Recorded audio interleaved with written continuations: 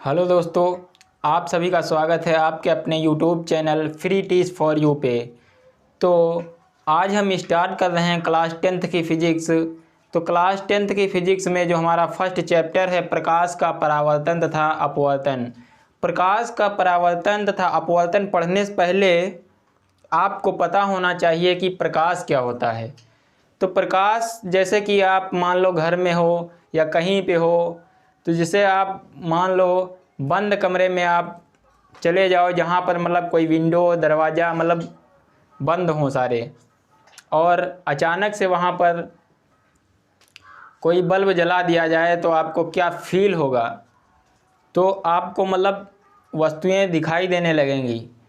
तो इस प्रकाश की घटना को तो मतलब इस क्रिया को क्या कहेंगे? प्रकाश। प्रकाश बेसिकली एक एनर्जी है। प्रकाश एक प्रकार की ऊर्जा है जिसके द्वारा हम वस्तुओं को आसानी से देख सकते हैं, जिसे क्या कहते हैं? प्रकाश। प्रकाश को इंग्लिश में लाइट कहते हैं। तो अगर पेपर में आपको लिखना हो तो कैसे लिखेंगे? चलिए हम हेडिंग लगाते हैं प्रकाश। प्रकाश। प्रकाश क्या होता है? तो प्रकाश इसे इंग्लिश में कहते हैं लाइट। प्रकाश एक प्रकार की ऊर्जा है। प्रकाश एक प्रकार की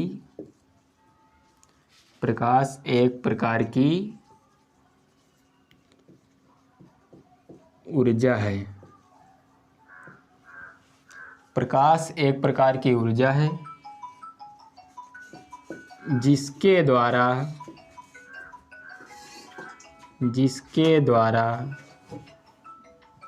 हम प्रकाश एक प्रकार की ऊर्जा है जिसके द्वारा हम वस्तुओं को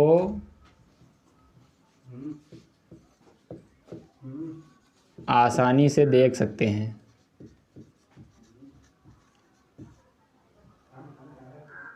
आसानी से देख सकते हैं।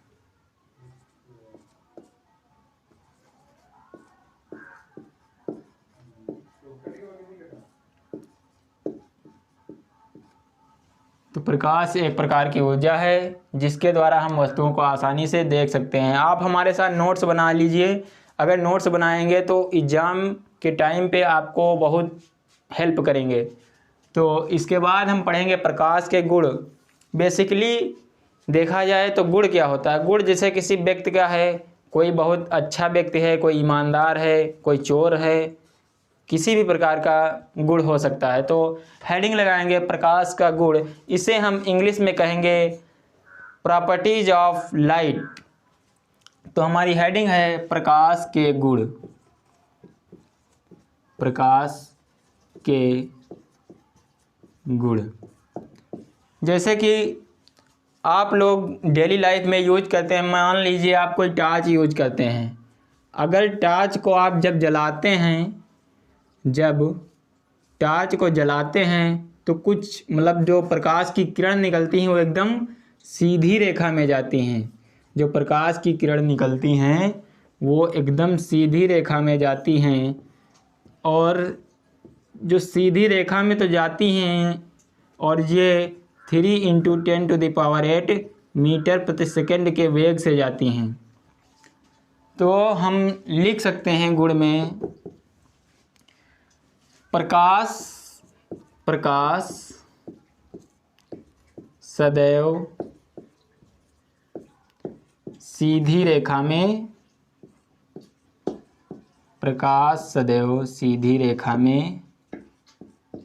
गति करता है।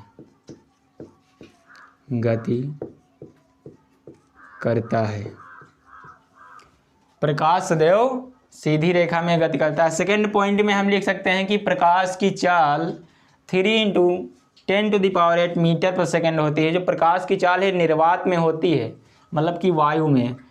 सेकेंड पॉइंट लिखेंगे हम वायु अथवा निर्वात में, लिखेंगे वायु अथवा निर्वात में प्रकाश की चाल प्रकाश की चाल 3 × 10⁸ 3 × 10⁸ मीटर प्रति सेकंड। प्रकाश की चाल 3 × 10⁸ मीटर प्रति सेकंड होती है।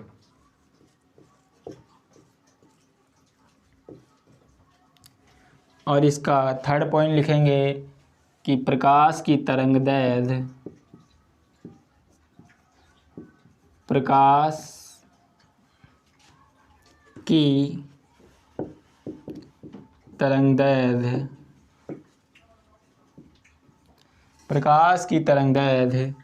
3900 एंगस्ट्रॉम से 7800 एंगस्ट्रॉम तक होती है।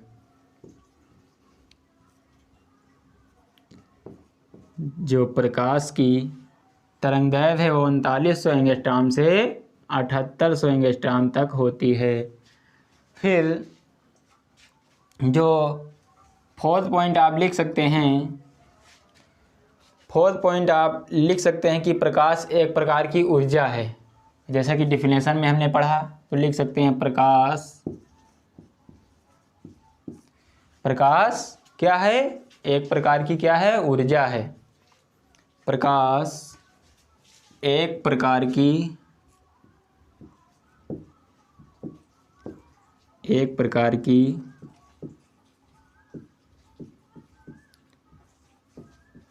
ऊर्जा है।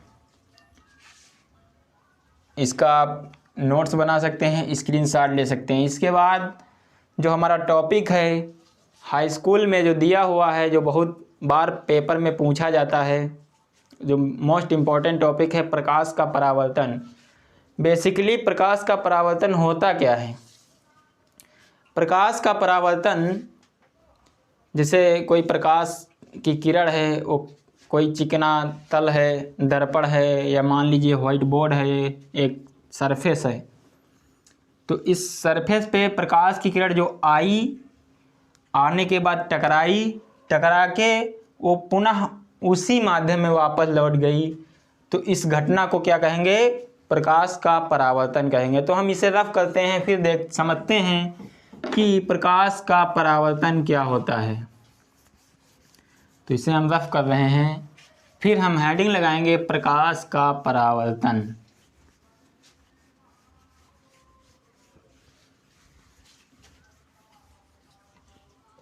हम हेडिंग लगाएंगे प्रकाश का परावर्तन।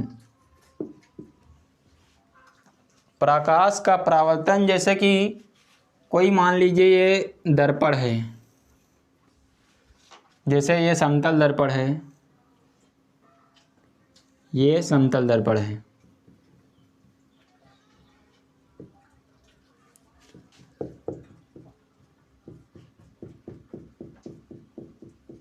ये हम पेंट कर दिए हैं। ये समतल दर्पण है, समतल दर्पण है। समतल दर्पण है, इस पे एक काल्पनिक अभिलंब डालेंगे। ये क्या है? अभिलंब।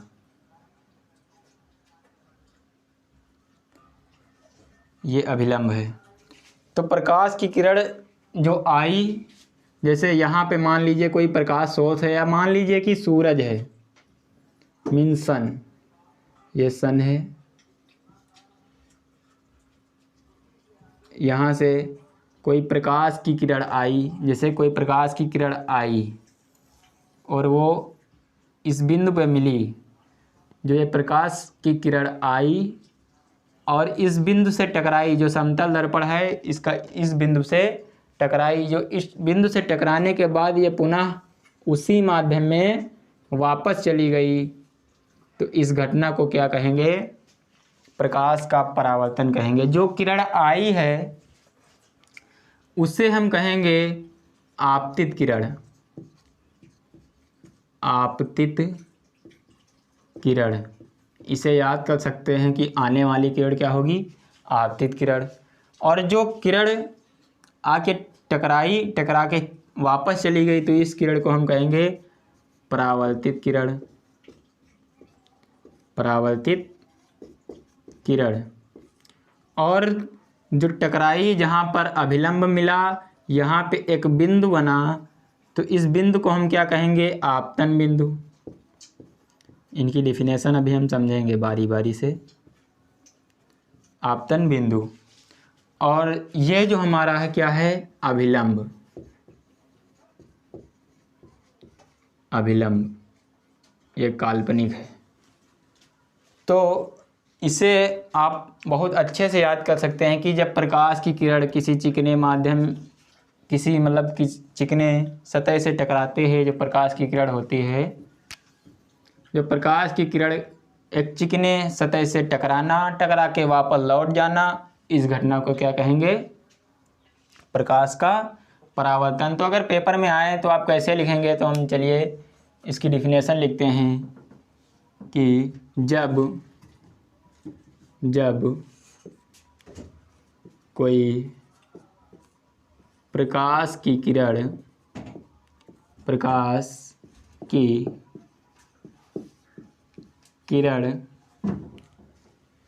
जब कोई प्रकाश की किरण किसी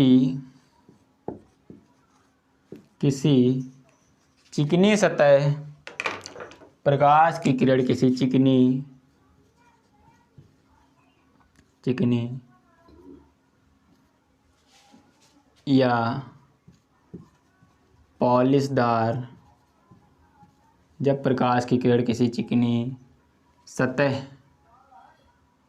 किसी चिकनी या पॉलिशदार सतह से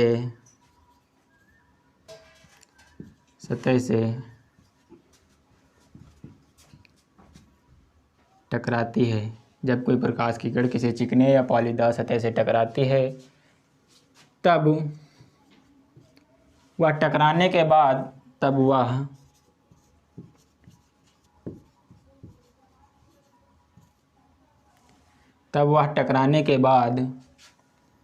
टकराने के बाद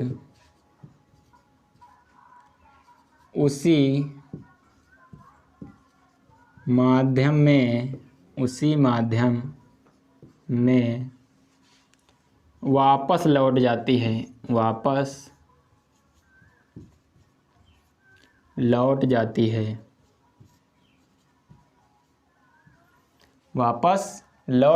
है। तो प्रकाश की इस घटना को या इस फिनोमिना को, तो प्रकाश की इस घटना को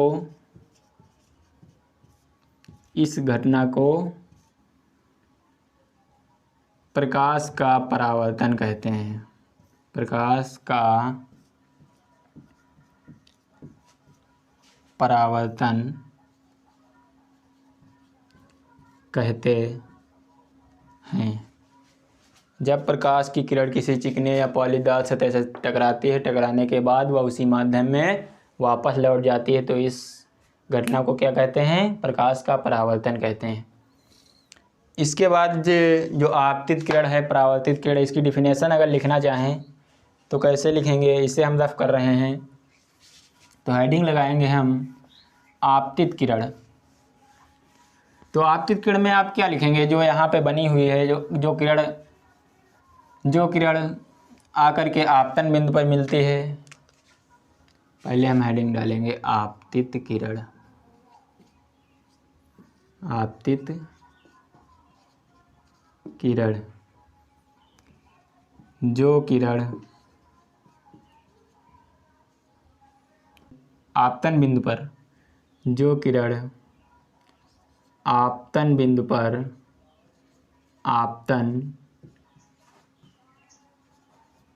पर आकर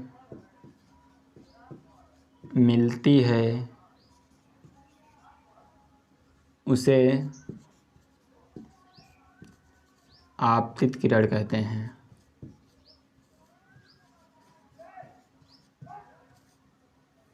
आपतित किरण कहते हैं। इसी प्रकार परावर्तित किरण,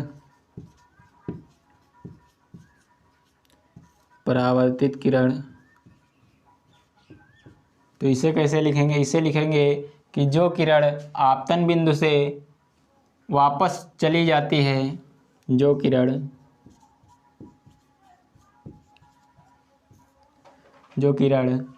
आपतन बिंदु से,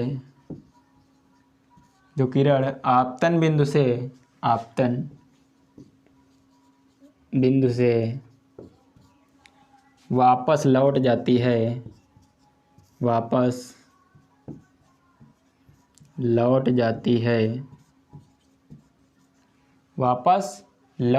है,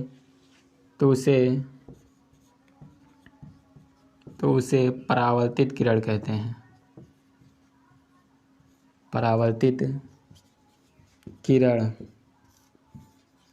हैं।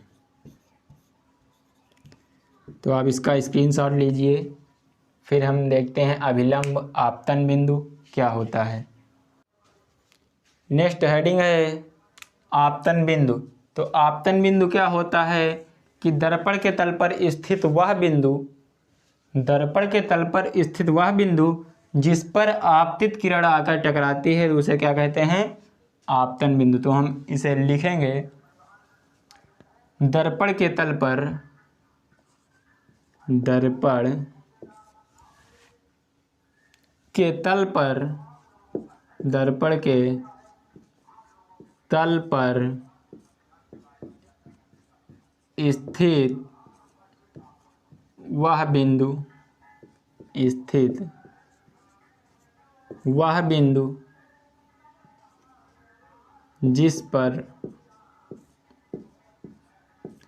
जिस पर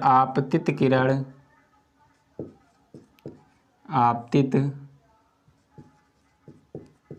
किरण आकर टकराती है। दर्पण के तल पर स्थित वह बिंदु जिस पर आपतित किरण आकर टकराती है क्या कहलाता है? आपतन बिंदु कहलाता है। आपतन बिंदु कहलाता है। नेक्स्ट टॉपिक हमारा है अभिलंब। जो हेडिंग है हमारी अभिलंब। तो अभिलंब कैसे बताओगे? तो अभिलंब दर्पण के जो तल है, इस पर जो आपतन बिंदु है, तो आपतन बिंदु से जो ये रेखा जा रही है काल्पनिक, और ये दर्पण से 90 डिग्री का कोण बनाती है, इसे हम क्या कहेंगे? इसे हम अभिलंब कहेंगे। तो लिखेंगे दर्पण के तल पर आपतन बिंदु से जो काल्पनिक रेखा दर्पण के तल पर आपतन बिंदु से, लिखेंगे आपतन बिंदु से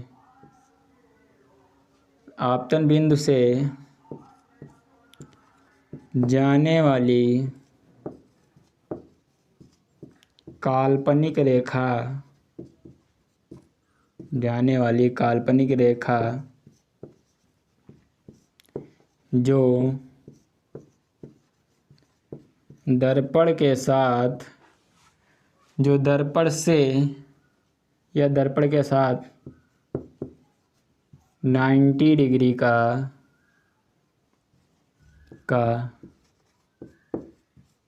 कोण बनाती है। तो ये अभिलंब की परिभाषा हो गई। इसे क्या कहेंगे? अभिलंब। इसके बाद हम जानेंगे परावर्तन के नियम। तो परावर्तन के नियम क्या होते हैं? परावर्तन के 2 नियम होते हैं। पहला, जैसे डायग्राम में है, जो आपतित किरण है, आप देख रहे होंगे, आपतित किरण है, परावर्तित किरण है, अभिलंब है, आपतन बिंदु है। हेडिंग हम पहले लगा लें, फिर बताते हैं। परावर्तन के नियम। परावर्तन के दो नियम हैं। तो पहला देख लिए हम, जो परावर्तन के नियम हैं, आपतित किरण जो है और जो परावर्तित किरण है, आपतित किरण और परावर्तित किरण और अभिलंब, ये क्या हैं?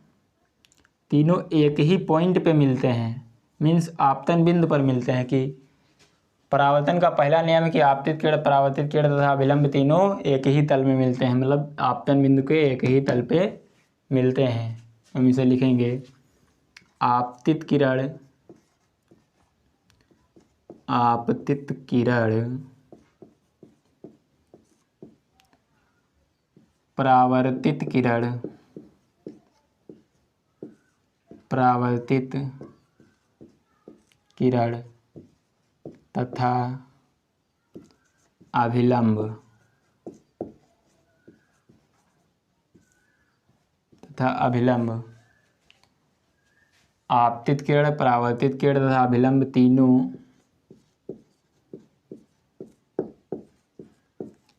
एक ही तल में मिलते हैं।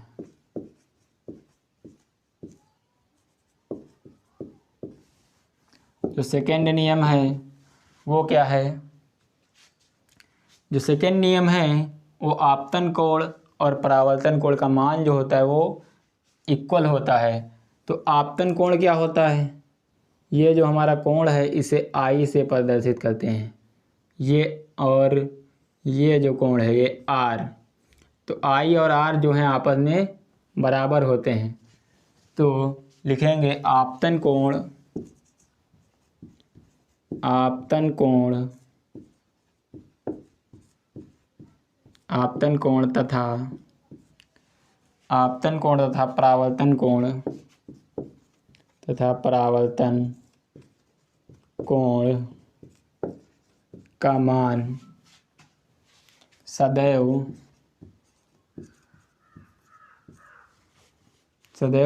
आपस में क्या होता है? बराबर, आपस में बराबर होता है, बराबर होता है।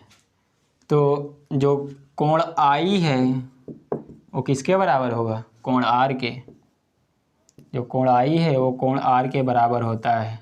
आई से आपतन कोण और आर से परावर्तन कोण होता है। तो उसकी भी डिफिनेशन हम लिखा देते हैं, तो नोट्स बनाते रहिए हमारे साथ। तो हम हेडिंग लगाते हैं आपतन कोण। आपतन कोण कैसे डिफाइन करेंगे? जो आपतित किरण है और अभिलंब है, जो आपतित किरण है और अभिलंब है, तो दोनों के बीच में जो कोण बन रहा है, हेडिंग लगाएंगे हम आपतन कोण।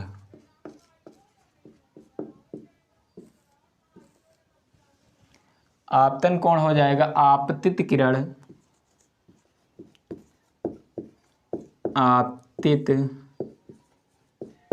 किरण तथा अभिलंब के, तथा अभिलंब के मध्य में, अभिलंब के मध्य बने कोण को, अभिलंब के मध्य बने कोण को आपतन कोण कहते हैं। आपतन कोण कहते हैं। इसके बाद देखेंगे परावर्तन कोण। जो कोण, जो आपतन कोण है इसे लिख दें, इसे आई से प्रदर्शित करते हैं, आई से प्रदर्शित करते हैं। इसके बाद हम हेडिंग लगाएंगे परावर्तन कोण। परावर्तन कोण, परावर्तन कोण क्या होता है? परावर्तन कोण जो अभिलंब है और परावर्तित किरण इसके मध्य बना है, तो हम लिखेंगे अभिलंब जो परावर्तित किरण तथा, लिखेंगे परावर्तित किरण,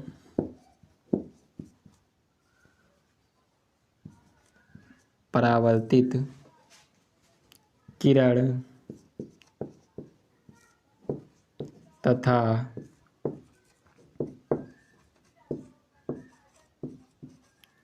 अभिलंब के मध्य बने कोण को क्या कहते हैं? परावर्तन कोण कहते हैं। बने कोण को परावर्तन कोण कहते हैं। इसे R से प्रदर्शित करते हैं।